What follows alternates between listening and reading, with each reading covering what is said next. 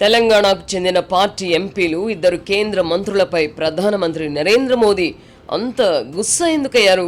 8 మంది ఎమ్మెల్యేలు, మరో 8 మంది ఎంపీల స్థాయికి ఎదిగిన భారతీయ జనతా పార్టీ తెలంగాణలో క్రమంగా ఎందుకు చతికిల పడుతోంది? ఇక అధికారంలోకి రావడమే తరువాయి అని తలపోసిన పార్టీ అగ్రనేతలకు తత్వం బోధపడిందా? లోపం పార్టీ రాష్ట్ర నాయకుల్లోనే కాకుండా కేంద్ర నాయకత్వంలో కూడా ఉందా? ఈ ప్రశ్నలకు అవుననే సమాధానం లభిస్తోంది. తెలంగాణలో కొంతకాలంగా పార్టీ చల్లబడుతూ వస్తోంది. దాదాపు 5 ఏళ్ల క్రితం జరిగిన జీహెచ్ఎంసీ ఎన్నికల్లో మేయర్ పీఠానికి చేరువగా వచ్చింది. ఇప్పుడు రాష్ట్రంలో అధికారంలో ఉన్న కాంగ్రెస్ పార్టీని 1-2 సీట్లకు పరిమితం చేసి తాను ప్రధాన ప్రతిపక్షంగా అవతరించింది. ఆ తర్వాత బండి సంజయ్ నాయకత్వంలో మరింత దూకుడు ప్రదర్శించింది. ఈ నేపథ్యంలో శాసనసభ ఎన్నికలకు ముందు బండి సంజయ్ నాయకత్వాన్ని మార్చారు. కారణం ఏమైనప్పటికీ అప్పటి నుంచి పార్టీ దూకుడు తగ్గింది. లోక్సభ ఎన్నికల్లో ప్రధాని నరేంద్ర మోదీ చరిష్మా కారణంగా అధికార కాంగ్రెస్తో సమానంగా 8 సీట్లు గెలుచుకుంది. ఆ తర్వాత నుంచి పార్టీ పరిస్థితి నానాటికి తీసికట్టుగా తయారైంది. ఇందుకు పార్టీ కేంద్ర నాయకత్వం నిర్ణయాలు కొంత కారణం కాగా, పార్టీ రాష్ట్ర నాయకుల మధ్య నెలకొన్న అంతర్గత కుమ్ములాటలు మరొక కారణం. 2 ఏళ్ల క్రితం రాష్ట్రంలో ఎలాగైనా అధికారంలోకి రావాలన్న పట్టుదలతో వివిధ పార్టీలకు చెందిన బలమైన నాయకులను బీజేపీలో చేర్చుకున్నారు. దీంతో భవిష్యత్పై పార్టీ శ్రేణుల్లో ఆశలు చిగురించాయి. ఈ నేపథ్యంలో శాసనసభకు ఎన్నికలు రావడం, పార్టీ రాష్ట్ర అధ్యక్ష బాధ్యతల నుంచి బండి సంజయ్ను తప్పించడం జరిగింది. దీంతో పాల పొంగుపై నీళ్లు చల్లినట్టయింది. సదరు పరిణామం ప్రస్తుత ముఖ్యమంత్రి రేవంత్ రెడ్డి నాయకత్వంలోని కాంగ్రెస్ పార్టీకి కలిసి వచ్చింది. 2 ఏళ్ల క్రితం జరిగిన అసెంబ్లీ ఎన్నికల్లో కాంగ్రెస్ అధికారంలోకి వచ్చింది. ఆ తర్వాత 6 నెలలకు జరిగిన లోక్సభ ఎన్నికల్లో పార్టీకి చెందిన బలమైన నాయకులను బీజేపీ కేంద్ర నాయకత్వం ఎన్నికల బరిలోకి దించింది. దీంతో కాంగ్రెస్తో సమానంగా 8 స్థానాలను పార్టీ గెలుచుకోగలిగింది. ఆ తర్వాత నుంచి రాష్ట్రంలో భారతీయ జనతా పార్టీకి కష్టాలు మొదలయ్యాయి. నివురు గప్పిన నిప్పుల పార్టీలో ఉన్న అంతర్గత కుమ్ములాట్లు పార్టీని దెబ్బతీశాయి.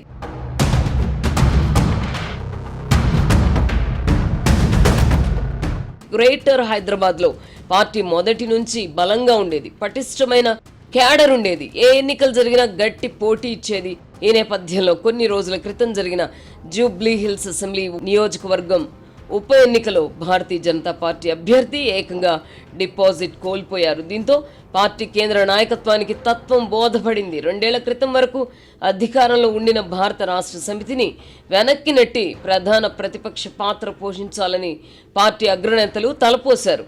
ఈ నేపథ్యంలోనే భారత రాష్ట్ర సమితి నుంచి వచ్చిన పొత్తు ప్రతిపాదనను తిరస్కరించారు. ప్రాంతీయ పార్టీలు బలపడకూడదన్న పార్టీ విధానానికి అనుగుణంగా బీఆర్ఎస్ చేసిన ప్రత్యామ్నాయ ప్రతిపాదనలను సైతం తిరస్కరించారు. అయితే అంతర్గత కుమ్ములాట్లతో పార్టీ బలహీనపడుతున్న విషయాన్ని బీజేపీ కేంద్ర నాయకత్వం గుర్తించలేకపోయింది. అదే సమయంలో భారతీయ జనతా పార్టీ పొత్తుకు భారత రాష్ట్ర సమితి సిద్ధపడిందని, ఈ 2 పార్టీల మధ్య పొత్తు ఎప్పుడైనా కుదరవచ్చు అన్న ప్రచారం విస్తృతంగా సాగింది. ఈ పరిణామాన్ని తమకు అనుకూలంగా మలుచుకోవాల్సిన తెలంగాణ బీజేపీ నాయకత్వం అక్కడ కూడా విఫలమైంది. కేంద్రంలో అధికారంలో ఉన్నందున ఈ ప్రచారం వల్ల లబ్ధి పొందాల్సిన పార్టీ ఆ దిశగా కృషి చేయలేదు. మరోవైపు కాంగ్రెస్కు తామే ప్రత్యామ్నాయమని ప్రజలను నమ్మించే దిశగా భారత రాష్ట్ర సమితి వివిధ కార్యక్రమాలు చేపట్టింది. 3 ఏళ్ల తర్వాత జరిగే అసెంబ్లీ ఎన్నికల నాటికి పొత్తులు ఉంటాయా లేదా అన్నది పట్టించుకోకుండా సొంతంగా తన కాళ్ల మీద నిలబడడానికై భారత రాష్ట్ర సమితి ప్రయత్నాలు ముమ్మరం చేసింది. పార్టీ అధినేత కేసీఆర్ ఆరోగ్య పరిస్థితిపై పలు ఊహాగానాలు ఉన్నప్పటికీ లెక్క చేయకుండా కేటీఆర్, హరీష్ రావు ద్వయం పార్టీని ముందుకు నడిపించే బాధ్యత చేపట్టారు. కేసీఆర్ ఆరోగ్యం దెబ్బతినడం భారతీయ జనతా పార్టీకి కలిసి వచ్చే అంశమే అయినప్పటికీ ఆ పార్టీ రాష్ట్ర నాయకులు తమకు అంది వచ్చిన అవకాశాన్ని కూడా వదులుకున్నారు. కాంగ్రెస్ పార్టీలో అంతర్గత ప్రజాస్వామ్యం ఎక్కువ అని వ్యంగ్యంగా అంటూ ఉంటారు. భారతీయ జనతా పార్టీలో అలా ఉండదని, ఆ పార్టీ క్రమశిక్షణకు మారు పేరు అని భావిస్తారు. అయితే తెలంగాణలో బీజేపీ పరిస్థితి ఇందుకు పూర్తి భిన్నంగా తయారైంది. కాంగ్రెస్ నాయకుల వల్లే బహిరంగంగా ఒకరినొకరు విమర్శించుకోకపోయినా అంతర్గత కత్తులు దూసుకోవడం మొదలెట్టారు. ఆర్ఎస్ఎస్ నేపథ్యంతో పార్టీలో మొదటి నుంచి ఉన్నవారికి, ఇతర పార్టీల నుంచి వచ్చిన వారికి మధ్య అంతరం పెరుగుతూ వచ్చింది. ఇతర పార్టీల నుంచి వచ్చిన వారు భారతీయ జనతా పార్టీ సంస్కృతిని అర్థం చేసుకోలేక అయోమయానికి గురవుతున్నారు. క్షేత్రస్థాయిలో బలం లేకపోయినా ఆర్ఎస్ఎస్ నేపథ్యం అన్న వారి మాట పార్టీలో చెల్లుబాటు కావడాన్ని జీర్ణించుకోలేకపోతున్నారు. పార్టీ వ్యవహారాలను పర్యవేక్షించే కేంద్ర నాయకులు కూడా స్థానిక పరిస్థితులను ఆకలింపు చేసుకోవడంలో విఫలమయ్యారు. ఉత్తరాది రాష్ట్రాల్లో అమలు చేసిన ఫార్ములానే తెలంగాణలోనూ అమలు చేశారు. దీంతో ప్రజాబలం ఉన్న నాయకులు పార్టీలో చేరినప్పటికీ సైలెంట్గా ఉండిపోయారు. ఈ నేపథ్యంలోనే బీసీ నాయకత్వం అంశం కూడా తెరపైకి వచ్చింది. పార్టీకి బీసీలే నాయకత్వం వహించాలన్న డిమాండ్ అంతర్గతంగా బలపడుతూ వచ్చింది. అలాని బీసీ నాయకుల ఐక్యత ఉందా అంటే అది లేదు. లోక్సభ ఎన్నికల తర్వాత జరిగిన ఏ ఎన్నికల్లో కూడా బీజేపీ తన పట్టును ప్రదర్శించలేకపోయింది.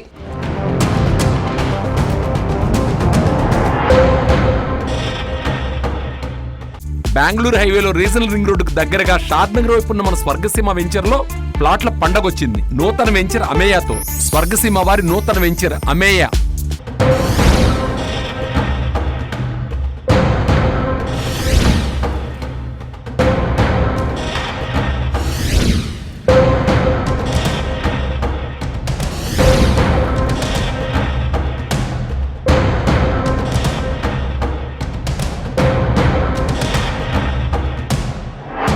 తాజాగా జరిగిన సర్పంచ్ ఎన్నికల్లో కూడా పార్టీ పరిస్థితి అధ్వానంగా ఉంది. ఎంపీలు, ఎమ్మెల్యేలు ప్రాతినిధ్యం వహిస్తున్న నియోజకవర్గాల్లో కూడా సర్పంచ్ ఎన్నికల్లో పార్టీ పనితీరు పేలవంగా ఉండడం ఆశ్చర్యం కలిగిస్తోంది. దీంతో పార్టీ బలపడింది అనేది పాలపొంగు వంటిదే అన్న అభిప్రాయం బలపడింది. అసెంబ్లీ, పార్లమెంట్ ఎన్నికల తర్వాత పార్టీని సంస్థాగతంగా బలోపేతం చేయడానికి ప్రయత్నాలు జరిగిన దాఖలాలు లేవు. నిజానికి తెలంగాణలో భారతీయ జనతా పార్టీ బలపడడానికి ఇప్పుడు మంచి అవకాశం వచ్చింది. రాష్ట్రం ఏర్పడినప్పటి నుంచి 9.5 ఏళ్ల పాటు అధికారం చెలాయించిన భారత రాష్ట్ర సమితి ప్రస్తుతం అంతర్గత కుమ్ములాటలతో సతమతమవుతోంది. ఇంటి గుట్టు లంకకు చేటు అన్నట్టుగా ఆ పార్టీ పరిస్థితి తయారైంది. బీఆర్ఎస్ నుంచి సస్పెండ్ అయిన కేసీఆర్ కుమార్తె జాగృతి అధ్యక్షురాలు కవిత ఆ పార్టీకి తలపోటుగా మారారు.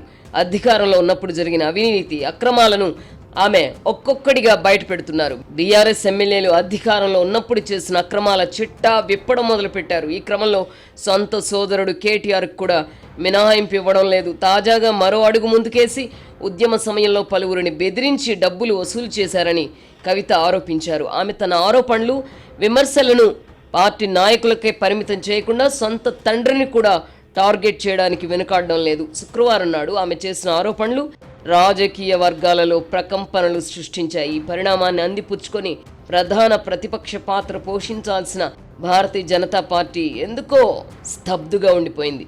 ఇది గమనించడం వల్లనే కాబోలు ప్రధానమంత్రి నరేంద్ర మోదీ రాష్ట్రానికి చెందిన కేంద్ర మంత్రులు, ఎంపీలకు క్లాస్ తీసుకున్నారు. కవిత చేస్తున్న ఆరోపణలు, విమర్శలను ఆసరాగా చేసుకుని భారత రాష్ట్ర సమితిని ఇరుకున పెట్టి ప్రధాన ప్రతిపక్షంగా ఎదగడానికి భారతీయ జనతా పార్టీకి ఇదొక మహదావకాశం. అయితే కారణం తెలియదు కానీ అలా జరగడం లేదు. కేంద్రంలో అధికారంలో ఉండి కూడా భారత రాష్ట్ర సమితిని ఇరకాటంలో పెట్టే ప్రయత్నం జరగకపోవడం ఏమిటో కూడా తెలియదు. 3 ఏళ్ల తర్వాత జరిగే అసెంబ్లీ ఎన్నికల నాటికి ఆ పార్టీతో పొత్తు కుదురుతుందన్న అభిప్రాయంతో బీజేపీ రాష్ట్ర నాయకులు సంయమనం పాటిస్తున్నారేమో తెలియదు.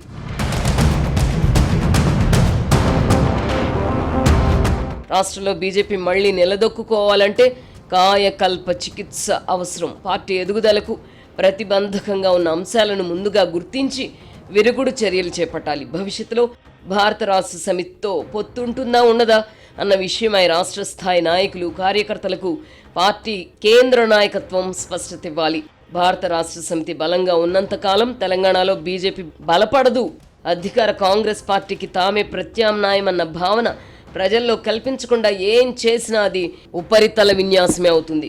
సర్పంచ్ ఎన్నికల ఫలితాలేందుకు నిదర్శనం. అంతర్గత కుమ్ములాట్లకు మారుపేరైన కాంగ్రెస్ పార్టీలో ముఖ్యమంత్రి రేవంత్ రెడ్డి తన పట్టును పెంచుకుంటుండగా భారతీయ జనతా పార్టీలో ఆ స్థాయి నాయకుడు కనిపించడం లేదు. కేసీఆర్, రేవంత్ రెడ్డి ఒకరికొకరు ప్రత్యామ్నాయంగా ప్రజల ముందున్నారు. ఈ ఇద్దరికి భారతీయ జనతా పార్టీ తరఫున ప్రత్యామ్నాయం ఎవరు అన్న ప్రశ్నకు సమాధానం లేదు. ఉత్తరాది రాజకీయాలకు భిన్నంగా దక్షిణాది రాజకీయాలు ఉంటాయన్న విషయాన్ని బీజేపీ కేంద్ర నాయకత్వం కూడా గుర్తించాలి. ఉత్తరాది రాష్ట్రాల్లో పార్టీ ప్రభావం అధికంగా ఉంటుంది. స్థానికంగా బలమైన నాయకులు లేకపోయినా ఇబ్బంది ఉండదు. దక్షిణాదిలో ఇందుకు భిన్నమైన పరిస్థితి. బలమైన నాయకుల చుట్టూ రాజకీయం సాగుతూ ఉంటుంది. కర్ణాటకలో యడ్యూరప్ప నాయకత్వంలో బీజేపీ బలంగా ఉండింది. నాయకత్వ స్థానం నుంచి ఆయన్ను తప్పించగానే అక్కడ పార్టీ బలహీనపడింది. తమిళనాడులో కూడా అన్నామలైను నాయకత్వం నుంచి తప్పించిన తర్వాత రాష్ట్రంలో భారతీయ జనతా పార్టీ దూకుడు తగ్గింది.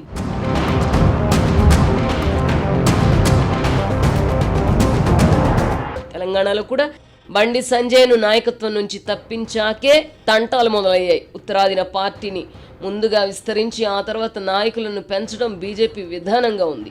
దక్షిణాది రాష్ట్రాల్లో ఈ విధానం చెల్లుబాటు కాదు. ఇక్కడ ముందుగా నాయకులను పెంచాలి, ఆ తర్వాత పార్టీ దానంతట అదే బలపడుతుంది. కేసీఆర్ కారణంగా భారత రాష్ట్ర సమితి బలంగా ఉంది. ముఖ్యమంత్రి రేవంత్ రెడ్డి కారణంగానే ఇటు కాంగ్రెస్ బలంగా రూపొందింది. ఈ రెండు పార్టీలను ఢీకొనాలంటే భారతీయ జనతా పార్టీలో కూడా ఆ స్థాయి నాయకుడు ఉండాలి కదా. అలాంటి నాయకుడిని తీర్చిదిద్దుకోవాలి కదా. మా పార్టీ సిద్ధాంతాల పునాదిపై ఆధారపడి మాత్రమే పని చేస్తుంది అంటే కుదరదు. జాతీయ స్థాయిలో కూడా ప్రధాని మోదీ పేరు చెప్పి ఓట్లు అడుగుతున్నారు కదా. తెలంగాణలో లోక్సభ ఎన్నికల్లో పార్టీకి 8 స్థానాలు లభించాయంటే అందుకు మోదీయే కారణం కాదా? రాష్ట్ర స్థాయిలో బలమైన నాయకుడు లేని కారణంగానే ఇతర ఎన్నికల్లో పార్టీ ప్రదర్శన పేలవంగా ఉంటోంది. జూబ్లీ హిల్స్ స్థానానికి జరిగిన ఉప ఎన్నికల్లో కాంగ్రెస్ పార్టీ గెలుపు బాధ్యతను ముఖ్యమంత్రి రేవంత్ రెడ్డి తీసుకోగా భారత రాష్ట్ర సమితి బాధ్యతను కేటీఆర్ తీసుకున్నారు. భారతీయ జనతా పార్టీ తరపున బాధ్యతను ఎవరు తీసుకున్నారు అంటే సమాధానం లభించడం లేదు. పంచాయతీ ఎన్నికల సందర్భంగా కూడా ఇదే పరిస్థితిని చూస్తున్నాం. రాష్ట్రంలో భారతీయ జనతా పార్టీ ప్రత్యామ్నాయంగా ఎదగాలంటే భారత రాష్ట్ర సమితిని ముందుగా దెబ్బతీయాలి. భారతీయ జనతా పార్టీ తరపు నుంచి ఆ ప్రయత్నమే జరగడం లేదు. కవిత తాజాగా చేసిన ఆరోపణల విషయమే తీసుకుందాం. ఆమె చేసిన ఆరోపణలపై పిసిసి అధ్యక్షుడు మహేష్ కుమార్ గౌడ్తో పాటు కాంగ్రెస్ నాయకులు స్పందించారు. భారతీయ జనతా పార్టీ తరపున ఒక్కరు కూడా స్పందించలేదు.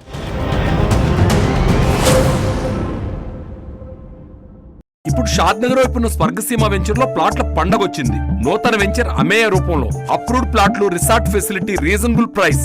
స్వర్గసీమ వారి నూతన వెంచర్ అమేయ.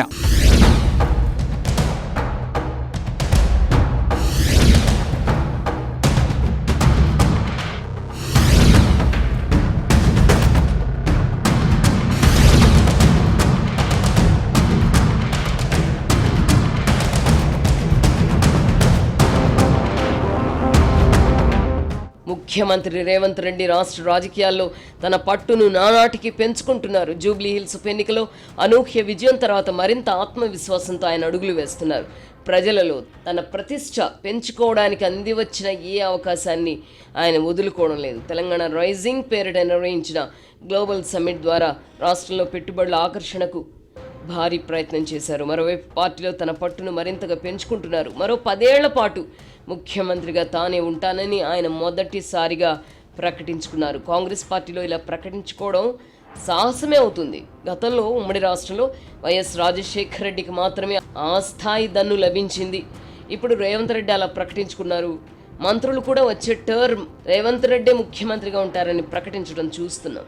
అంతర్జాతీయ ఫుట్బాల్ ఐకాన్ మెస్సీతో తాను సరదాగా ఆడబోతున్న మ్యాచ్ను వీక్షించడానికి కాంగ్రెస్ అధినేత రాహుల్ గాంధీని మ్యాచ్ను ప్రత్యేకంగా పిలిపించుకోగలిగారంటేనే పార్టీలో రేవంత్ రెడ్డి పట్టు ఎంతగా పెరిగిందో అర్థం చేసుకోవచ్చు. మొదటి దశ పంచాయతీ ఎన్నికల్లో దాదాపు 58% వరకు సర్పంచ్ పదవులను కైవసం చేసుకోవడం ద్వారా ముఖ్యమంత్రి తన సత్తా చాటుకున్నారు. స్థానిక ఎన్నికల్లో కాంగ్రెస్ పార్టీ దెబ్బతింటుందని చాలామంది భావించారు. కాంగ్రెస్ పార్టీకి బుద్ధి చెప్పడానికి ప్రజలు సిద్ధంగా ఉన్నారని భారత రాష్ట్ర సమితి నాయకులు కలలుగన్నారు. తీరా చూస్తే మొదటి దశ ఎన్నికల్లో గతంలో అధికారంలో ఉన్నప్పుడు భారత రాష్ట్ర సమితి సాధించినన్ని స్థానాలను కాంగ్రెస్ దాదాపుగా గెలుచుకోగలిగింది. స్థానిక సంస్థలకు జరిగే ఎన్నికల్లో ఫలితాలు రాష్ట్రంలో అధికారంలో ఉన్న పార్టీకి అనుకూలంగా ఉండడం సహజమే అయినప్పటికీ కాంగ్రెస్ ప్రభుత్వంపై ప్రజల్లో తీవ్ర వ్యతిరేకత ఉందన్న ప్రచారం జరుగుతున్న నేపథ్యంలో జరిగిన ఈ ఎన్నికల్లో మంచి ఫలితాలు సాధించడాన్ని విస్మరించకూడదు. ఎన్నికల్లో భారతీయ జనతా పార్టీ పనితీరు మరీ పేలవంగా ఉంది. పంచాయతీ ఎన్నికల్లో ఆశించిన స్థాయిలో ఫలితాలు రాకున్నప్పటికీ తమదే పైచేయి అని చెప్పుకుంటూ భారత రాష్ట్ర సమితి ఆత్మవంచన చేసుకుంటోంది. పంచాయతీ ఎన్నికల్లో గులాబీ పార్టీ దుమ్ము రేపింది అని సొంత మీడియాలో ప్రచారం చేసుకుని ఆత్మ సంతృప్తి చెందుతోంది. భారతీయ జనతా పార్టీలో పైకి కనిపించని కుమ్ములాట్లు చోటు చేసుకుంటుండగా భారతీయ రాష్ట్ర సమితిలో ఇంటి పోరు మిన్నంటుతోంది. ఈ నేపథ్యంలో ముఖ్యమంత్రి రేవంత్ రెడ్డి చాప కింద నీరులా బలం పెంచుకుంటూ పోతున్నారు. రాజకీయంగా ఆయన ఎత్తుగడలు ఇప్పుడిప్పుడే ఫలితాలు ఇస్తున్నాయి. మిగతా 2 పార్టీలలో నెలకొన్న పరిస్థితులు కూడా ఆయనకు కలిసి వచ్చాయి. కాళేశ్వరం ప్రాజెక్టుపై సిబిఐ విచారణ జరిపించవలసిందిగా కేంద్ర ప్రభుత్వాన్ని కోరడం ద్వారా ముఖ్యమంత్రి రేవంత్ రెడ్డి ఆ 2 పార్టీలకు జుట్లు ముడివేశారు. ఈ విషయమై రాష్ట్ర ప్రభుత్వం లేఖ రాసి నెలలు గడుస్తున్న కేంద్ర ప్రభుత్వం ఇప్పటికీ నిర్ణయం తీసుకోలేకపోతున్నది. ఇది రాజకీయంగా రేవంత్ రెడ్డి సాధించిన విజయం. బెంగళూరు హైవేలో రీజనల్ రింగ్ రోడ్డుకు దగ్గరగా షాద్నగర్ వైపు ఉన్న మన స్వర్గసీమ వెంచర్ లో ప్లాట్ల పండగొచ్చింది. నూతన వెంచర్ అమేయాతో స్వర్గసీమ వారి నూతన వెంచర్ అమేయా.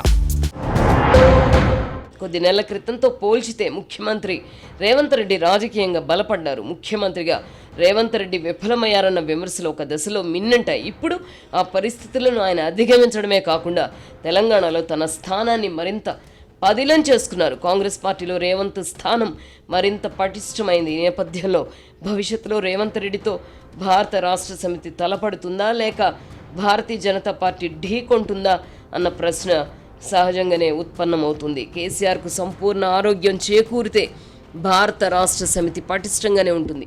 వచ్చే ఎన్నికల నాటికి కాంగ్రెస్ బీఆర్ఎస్ మధ్యనే ప్రధాన పోటీ ఉండవచ్చు. అలా కాకుండా భారతీయ జనతా పార్టీ కూడా ప్రధానంగా పోటీలో ఉండాలంటే ఆ పార్టీ కేంద్ర నాయకత్వ ధోరణి మారడంతో పాటు రాష్ట్ర స్థాయిలో పార్టీకి అవసరమైన ఆక్సిజన్ను అందించాలి. రాష్ట్రంలో రేవంత్ రెడ్డి బలపడుతున్న కొద్దీ బీజేపీ బీఆర్ఎస్ మధ్య స్నేహం చిగురించి పొత్తు పొడిచే అవకాశాలను కొట్టివేయలేం. పార్టీ రాష్ట్ర ఎంపీలు కేంద్ర మంత్రులపై ప్రధాని మోదీ ఆగ్రహం వ్యక్తం చేసినప్పటికీ ప్రస్తుత దుస్థితికి తాము కూడా పరోక్ష కారణమన్న వాస్తవాన్ని ఆయన గుర్తించాలి. భారత రాష్ట్ర సమితి విషయంలో కేంద్ర పార్టీ వైఖరి స్పష్టం చేయకుండా రాష్ట్ర నాయకులను నిందించి ప్రయోజనం ఉండదు. వచ్చే ఎన్నికల్లో పార్టీ ఒంటరిగానే పోటీ చేస్తుందా లేక పొత్తు కుదుర్చుకోబోతున్నదా అన్నది స్పష్టమైతే కానీ భారతీయ జనతా పార్టీ పరిస్థితి ఎలా ఉండబోతుందన్నది తేలదు. రాజకీయాలు ఎప్పుడూ స్థిరంగా ఉండవు. నిన్నటిదాకా బీజేపీతో పొత్తుకు ఆరాటపడిన బీఆర్ఎస్ భవిష్యత్తులో కూడా అదే వైఖరితో ఉంటుందని చెప్పలేం. భారతీయ జనతా పార్టీ మరింత బలపడే విషయం అటుంచి ఉన్న బలాన్ని కూడా కాపాడుకోలేకపోతే ఆ పార్టీతో పొత్తుకు బీఆర్ఎస్ కూడా ముఖం చాటేయచ్చు. ఏ ప్రయోజనం లేకుండా ఏ పార్టీ అయినా మరో పార్టీతో చెయ్యి కలపదు కదా. ఈ నేపథ్యంలో రాష్ట్రంలో పార్టీని తీర్చిదిద్దడానికి ప్రధాని మోదీ ఎటువంటి చర్యలు తీసుకోబోతున్నారు అన్నదే చర్చనీయాంశంగా ఉంది. తత్వం బోధపడినందున పార్టీకి పూర్తి స్థాయిలో జవసత్వాలు సమకూర్చడానికి కేంద్ర నాయకత్వం ఏదో ఒకటి చేయకపోతుందా అని బీజేపీ శ్రేణులు ప్రస్తుతానికి ఆశగా ఎదురు చూస్తున్నారు. మునుముందు రాష్ట్రంలో బీజేపీ పరిస్థితి ఎలా ఉండబోతుందన్నది తెలియాలంటే ఆ పార్టీ కేంద్ర నాయకత్వం ఏం చేయబోతున్నదో తెలియాలి. అంతవరకు అంతా సస్పెన్స్గానే ఉంటుంది. అధికారాన్ని అందుకోగలిగిన స్థాయికి వచ్చిన పార్టీ బలహీనపడడాన్ని ప్రధాని మోదీ ఎట్టి పరిస్థితుల్లోనూ సహించబోరు. త్వరలోనే విరుగుడు చర్యలు తీసుకుంటారు. అదేమిటో తెలియాలంటే మరి కొంతకాలం వేచి చూడాల్సిందే.